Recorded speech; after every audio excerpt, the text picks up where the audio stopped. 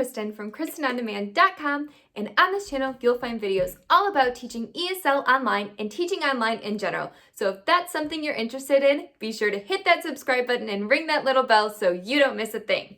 In this video, I'm going to be talking about feedback, how feedback is done on Magic Ears. So if you follow me on this channel, which you should, and on social media, which you should as well, you know that recently I've signed a contract with Magic Ears, and I have been loving working for this company. So if you're interested in working in a platform that does 4 students to 1 teacher, now it's different than any other ESL platform I've done before, but if you're interested in this, I highly recommend you check out Magic Ears. I've been loving the platform.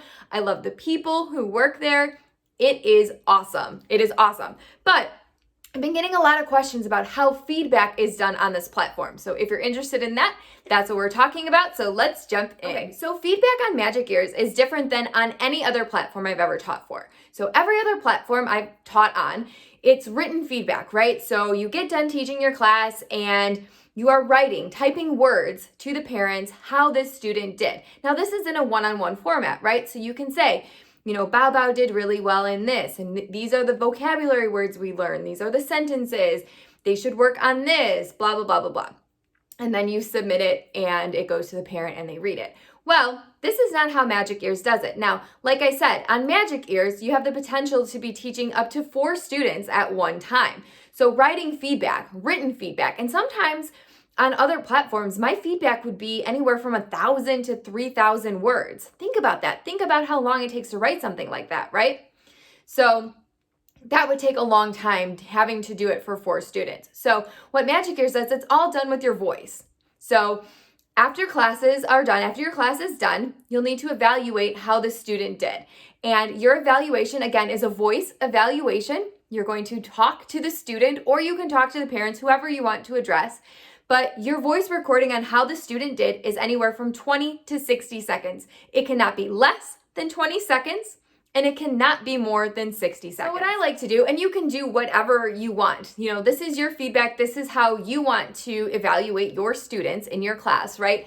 But I like to say, hello, my name, that it was great having so-and-so Bao in class today. These are the vocabulary words we learned. If we learned sentences, these are the sentences we learned. They did a great job participating if they did that. Things like that, what they should practice, and tell them, you know, they can be practicing these at home with mom and dad. That will really help with their English proficiency. And then tell them that it was great to see them in class. I hope to see them again soon, and then tell them goodbye. And I'm done. That's it. I do try to slow my speech down a little bit just because I don't know the proficiency of the person, of English, of the person who's listening to me talk. So I don't want to be talking like this a mile a minute. Oh, it was great to see Bao did really well in class. I don't want to do that just to get a whole bunch of information into that 60 seconds, right? I don't think that's going to benefit them. So I'd rather give less, more concise information specific to the student and do it in a slower, well-paced way so that mom and dad and even the student, if they're listening, can understand, or maybe better understand, what it is that I'm saying. See what I mean? Okay, and because we're talking about feedback, I also want to talk about how parents leave you feedback or teachers feedback on the Magic Ear platform as well, because this kind of goes hand in hand and is also different than other platforms that I've worked on. So let's talk about it. So in other platforms that I've worked on, parents can leave feedback forever. I mean, I've had parents come back months later and leave me feedback for a class that their kid took months ago, right? It is not that way with Magic Ears. So it's almost like instant gratification, if it's good feedback, right after class. So once the students are on the platform, they're taking the class, they will leave you feedback right after that class before they leave the platform.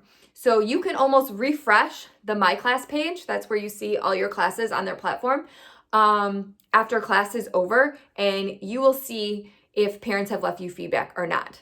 They are most likely, from what I've been told, not going to leave it after that time. It's like either you get it right then and there or you don't, kind of a thing.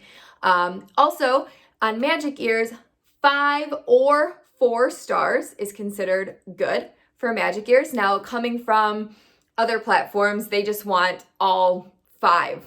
That's what you need to get. If you get 4, it's like, you don't want to get 4. Magic ears is not that way. They think 5 or 4 is awesome. Anything 3, 2, or 1, that's considered, not good. That's, you need to work on that. So that was different for me coming over to magic ears as well, because it's like, I don't want to get a 4, I don't want to get a 4. But they're like, if you do, it's fine, because magic ears, in their eyes, they still see that as a good review. 4 is a good review. Some parents just don't give 5, so they see 4 as good. So yeah, I kind of like it that when I get done with my class, right away I'm seeing if I'm getting a review for that class or not. So I think that's pretty cool. And if you have, if you get all 5 stars for each of your students in a class, on magic ears, they call it getting bonnied. So if you see that term, if you're a magic ears teacher and you're like, what are these teachers talking about? They got bonnied for their class. That means that every single student in that class gave them a 5-star review. And it's awesome. Okay, and with this, I also want to talk about one more thing. I want to talk about the use of Feedback Panda. Now, I have been using Feedback Panda with my other ESL companies since I started with them, because they are just a huge, huge time saver. And I just want to say how much I really, really, really, really think this is a great company. And they've saved me a lot of time over the years. But I don't think I'm going to renew with them on magic ears, just because, if you're writing a 1,000 to 3,000 word feedback, I mean, that's great to already have templates written out that you can just plop in specific things, what this specific student needs to work on and what this specific student did well in class, and then just send it up. Saves so much time. But when you're only recording a 20 to 60 second voice recording, I mean, do you really need specific templates for that? You really don't. So I know the specific words or letters or phrases that were taught in that class, and I can say, Bao Bao learned this letter, this word, this phrase. They did this well. They should work on this, and I can get that out and done. And I just don't feel like I need a specific template for that. And because the company does all the bookings for me, I also don't feel like I need to keep track of students that I've taught, because it's not like I'm going to have regulars, right? The parents aren't booking me. So I don't need to know, here is student Robert and they're my regular and I've taught them X amount of times.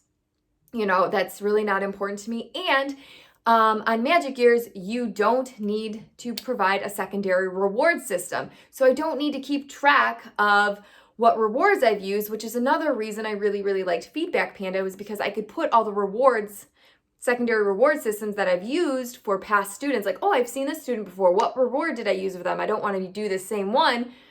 But that's not necessary for magic ears. So I think I have them through maybe the end of this year. And then I don't think I'm going to renew with them if magic ears keeps going well for me, just because I just don't see the need. But with that said, I do think for other ESL platforms, they are awesome. I think they are awesome. They save a lot of time, but they're really not going to save me a lot of time and be worth my money for when it comes to magic ears. Okay, that's all I have for you as far as feedback on magic ears. I hope you found this video helpful. If you did, please hit that subscribe button and ring that little bell for more videos like this, and I will see you next time. Bye-bye.